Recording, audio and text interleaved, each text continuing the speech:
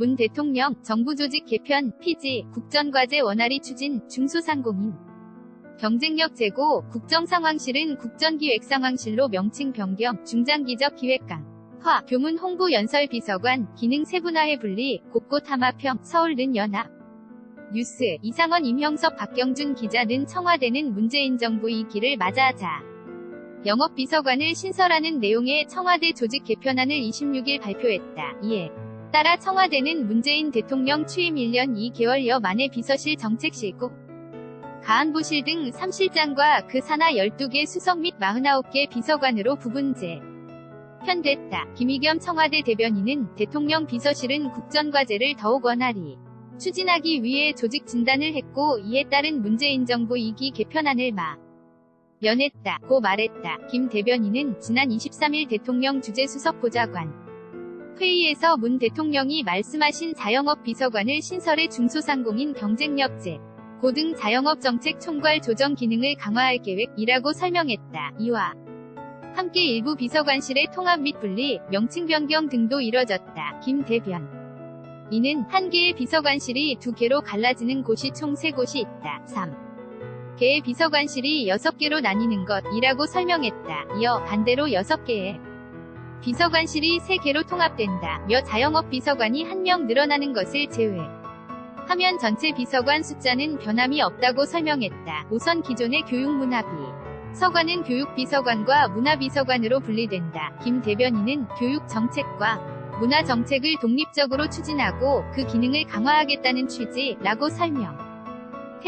홍보기획비서관은 기존의 홍보기획비서관에 더해 국정홍보비서관을 새로 설치하는 방식으로 분리키로 했다. 홍보기획비서관은 국정 전반에 걸친 홍보와 미디어 정책을 다루고 국정홍보비서관은 주로 정책 홍보를 담당한다고 김 대변인은 전했다. 연설비서관도 기존의 연설비서관을 그대로 유지하면서 연설기획비서관을 신설하는 방식으로 분리한다. 연설기획비서관의 경우 주요 국정 메시지를 통합하고 관리하는 기능을 맡는다. 반면 정무기획비서관과 정무비서관은 하나로 통합해 정무비서관만 남기기로 했다. 김 대변인은 정무기획이라는 말이 정치권을 상대로 뭔가를 기획하는 듯한 느낌도 있어서 통합을 결정했다고 전했다. 자치분권비서관과 균형발전비서관 역시 자치발전 비서관으로 통합했다. 김 대변인은 그동안 균형발전비서관이 중앙부처에 산 등을 교부금 형태로 지방정부에 공급하는 일을 해왔는데 중앙에서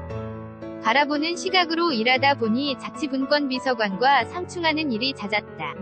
두 기능을 유기적으로 통합하려는 것이며 행정관의 수나 조직 규모가 줄어들지 않고 그대로 합쳐졌다. 이라고 말했다. 아울러 사이버안보비서관과 정보융합비서관 역시 하나로 합쳐 사이버정보비서관으로 두기로 했다. 일부 비서관실은 명칭을 변경했다. 우선 국정상황실은 국전기획상황실로 이름을 바꿨다. 김 대변인, 문재인 정부 2기에서는 그날 벌어지는 일의 현안 대응을 하기보다는 더 중장기적인 기획 기능을 강화하자는 취지라고 말했다.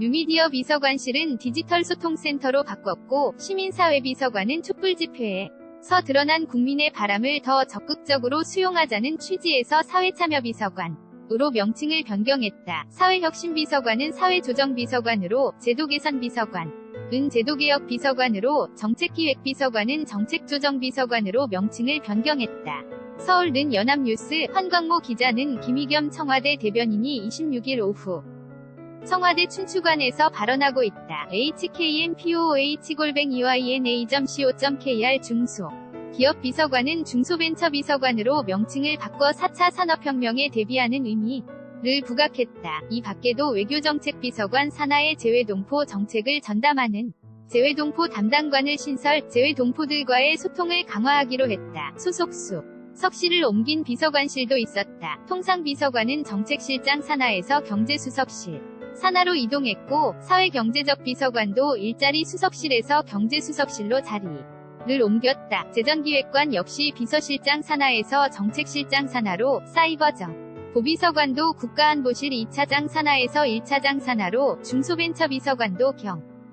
제수석실에서 일자리 수석실로 이동했다. 김 대변인은 중소벤처비서관의 경우 일자리 창출에서의 역할을 강화하기 위해 자리를 이동한 것이라고 설명했다.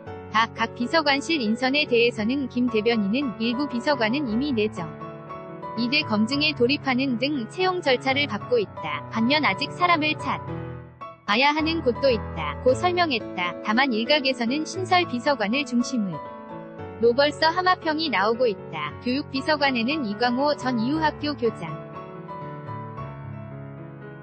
정책조정비서관에는 김영배 전 서울 성북구청장, 제도개혁 비서관에는 김우영 전 서울 은평구청장의 이름이 오르내리고 있다. 자치발전비서관으로는 민영 배 전 광주 광산구청장이 임명될 가능성이 거론되며 노무현 정부 청와대 추관장으로 일한 바 있는 유민영 성균관대학교 언론정보대학원 겸임교수가 서진에 합류할 수 있다는 얘기도 흘러나온다. HONUIBE@yna.co. KR 2018년 7월 26일 19시 13분 송고.